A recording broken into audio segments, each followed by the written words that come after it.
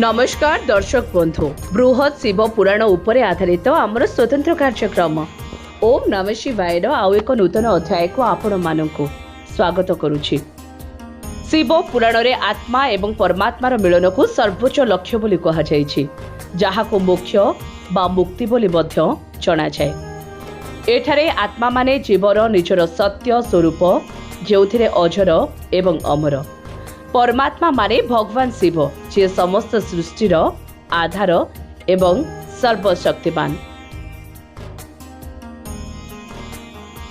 शिव पुराण कहे जे प्रत्येक जीवर भितरे शिवंकर अंश रहिछि। आत्मा असल रे पवित्र, शांत एवं आनंदमय, किंतु माया, अज्ञान, लोभ, क्रोध एवं अहंकार द्वारा मनुष्य निजर ए सत्य स्वरूप को भूली जाए आउ एहार फलरे से निजको शरीर एवं मन सहित जड़ी देई थाए एवं जन्म मृत्युर चक्र रे पड़ी रहे। शिव पुराण एहा मध्य बुझाए जेपरी एक नदी समुद्र सहित मिसी गले ताहार अस्तित्व रहेनि, से भली आत्मा जेतेबेले परमात्मा सहित मिसी जाए से शिव स्वरूप होई जाए। एहा हेउची सर्वोच्च आनंद एवं शांतिर अवस्था।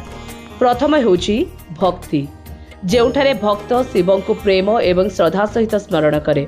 द्वितीय हेउची ध्यान, जेउठारे मनुष्य मन को शांत करी निज भितरे थिबा शिव तत्व को अनुभव करे।